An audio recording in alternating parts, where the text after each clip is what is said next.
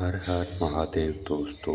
यदि आज आप इस वीडियो तक पहुँचे हैं तो हो सकता है यह केवल एक वीडियो न हो, बल्कि आपके जीवन के किसी प्रश्न का उत्तर हो। कभी कभी जीवन में कुछ संदेश हम नहीं चुनते, वे हमें चुनते हैं। और शायद आज का यह संदेश भी उन्हीं में से एक है। इसलिए मैं आपसे केवल एक निवेदन करता हूँ, इस वीडियो को जल्दी जल्दी देखने की कोशिश मत कीजिए, इसे महसूस कीजिए। क्योंकि आज हम केवल भगवान शिव या माता शक्ति की बात नहीं करेंगे, हम बात करेंगे आपके अपने जीवन की, उस संतुलन की जो अगर बन जाए तो जीवन की दिशा बदल सकती है। आज शुक्रवार है। भारतीय परंपरा में यह दिन देवी के अनेक स्वरूपों की उपासना से जुड़ा माना जाता है। लेकिन क्या आपने कभी स्वयं से पूछा है, शक्ति वास्तव में क्या है? क्या शक्ति केवल मंदिरों में स्थापित एक मूर्ति है, या वह ऊर्जा जो इस पूरे ब्रह्मांड को चला रही है? जरा अपने आसपास देखिए, हवा चल रही है, पेड़ झूम रहे हैं, सूरज प्रकाश दे रहा है, नदी बह रही है, आपकी सांस चल रही है, आपका हृदय धड़क रहा है। यही शक्ति है जो दिखाई कम देती है लेकिन हर पल अनुभव होती है। और अब एक प्रश्न, यदि शक्ति ऊर्जा है तो शिव क्या है? भारतीय दर्शनों में शिव को केवल एक देवता के रूप में नहीं, बल्कि चेतना, मौन, स्थिरता और सत्य के प्रतीक के रूप में भी समझा गया है। कल्पना कीजिए एक शांत झील की। जब उसकी सतह बिल्कुल स्थिर होती है तब उसमें पूरा आकाश दिखाई देता है। लेकिन यदि उसी झील में लगातार लहरें उठती रहें तो प्रतिबिंब टूट जाता है। हमारा मन भी ऐसा ही है। जब मन शांत होता है तभी हम स्वयं को स्पष्ट देख पाते हैं। यही शिव का संदेश है। अब इस बात को एक आधुनिक उदाहरण से समझते हैं। मान लीजिए आपके हाथ में दुनिया का सबसे महंगा मोबाइल है। उसका कैमरा शानदार है, डिजाइन शानदार है, सब कुछ बेहतरीन है।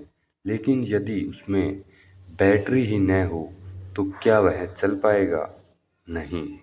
और यदि केवल बैटरी हो लेकिन मोबाइल का सिस्टम ही न हो तो क्या उसका कोई उपयोग है? नहीं। ठीक इसी प्रकार ऊर्जा और चेतना दोनों साथ हो तभी जीवन पूर्ण होता है। यही कारण है कि भारतीय दर्शन में शिव और शक्ति को एक दूसरे के पूरक के रूप में देखा गया है। दोस्तों, अब एक सवाल मैं आपसे पूछना चाहता हूँ। क्या आपने कभी महसूस किया है कि आपके अंदर बहुत क्षमता है, लेकिन फिर भी आप आगे नहीं बढ़ पा रहे? कभी आपने कहा होगा, मेरे पास टैलेंट तो है, लेकिन फोकस नहीं। या मैं मेहनत तो बहुत करता हूँ, लेकिन मन शांत नहीं रहता। यही असंतुलन है। आज का युवा पहले से कहीं ज़्यादा कनेक्टेड है, लेकिन शायद पहले से ज़्यादा भीतर से डिस्कनेक्टेड भी। मोबाइल की बैटरी रोज चार्ज करते हैं, लेकिन अपने मन को कब रिचार्ज किया था, याद है? यदि मन थक गया तो शरीर की ताकत भी धीरे धीरे कम होने लगती है।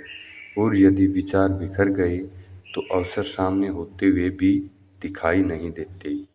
यही शिव की स्थिरता और शक्ति की ऊर्जा दोनों की आवश्यकता होती है। एक छोटा सा उदाहरण, दो विद्यार्थी हैं, दोनों के पास समान किताबें हैं, समान शिक्षक है, समान समय है।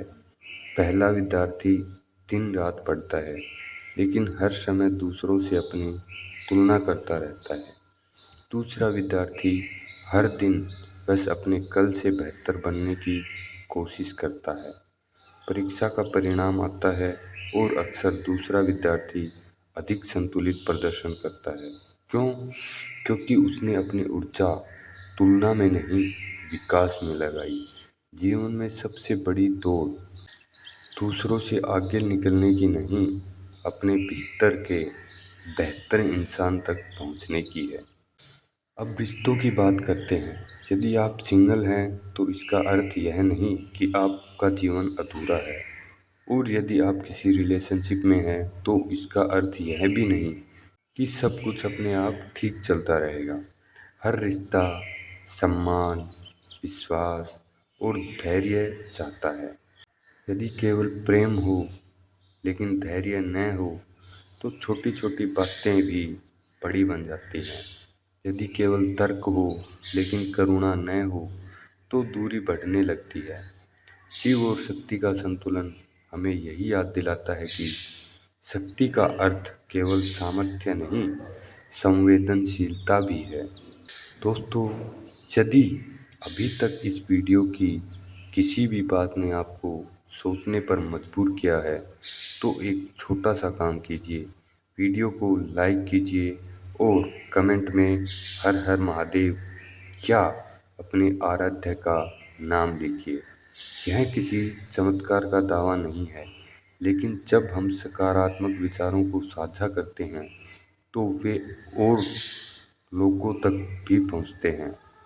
यदि आपको लगता है कि आज के समय में युवाओं को संतुलन, आत्मचिंतन और आध्यात्मिक दृष्टि की ज़रूरत है, तो इस वीडियो को शेयर कीजिए, क्योंकि हो सकता है यह संदेश किसी ऐसे व्यक्ति तक पहुंचे जिसे इसकी आज सबसे अधिक आवश्यकता हो।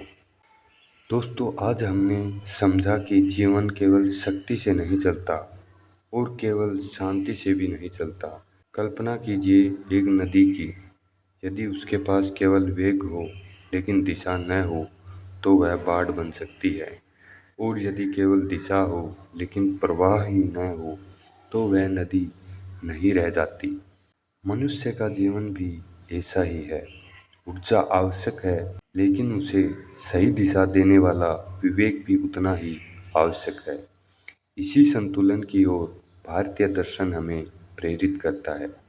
आज जब आप इस वीडियो को बंद करें तो केवल एक प्रश्न अपने आप से पूछिए, क्या मेरे जीवन में गति और दिशा दोनों साथ चल रहे हैं? यदि आज की इस चर्चा ने आपको सोचने पर मजबूर किया है तो इसे यहीं समाप्त मत होने दीजिए। इस वीडियो को लाइक कीजिए, कमेंट में हर हर महादेव, जय माता दी या अपने आराध्य का नाम लिखिए। यह कोई वादा नहीं कि केवल कमेंट करने से जीवन बदल जाएगा, लेकिन यह आपकी श्रद्धा, सकारात्मकता और सहभागिता का एक सुंदर माध्यम हो सकता है। यदि आपको लगता है कि यह संदेश किसी मित्र, परिवार के सदस्य या युवा तक पहुंचना चाहिए, तो यह वीडियो उनके साथ भी साझा कीजिए। और यदि आप सनातन, आध्यात्मिकता और आत्म विकास पर आधारित ऐसी ही गहराई वाली श्रृंखला देखना चाहते हैं, तो महाकाल मोटिवेशन 5555 को सब्सक्राइब करें और बेल आइकन दबाना ना भूलें। लेकिन यात्रा अभी शुरू हुई है। अगले भाग में हम एक ऐसे प्रश्न का उत्तर खोजेंगे जिसने सदियों से लोगों को आकर्षित किया है। यदि शिव और शक्ति एक दूसरे के पूरक हैं, तो भारतीय परंपरा में अर्धनारीश्वर का स्वरूप हमें क्या सिखाता है?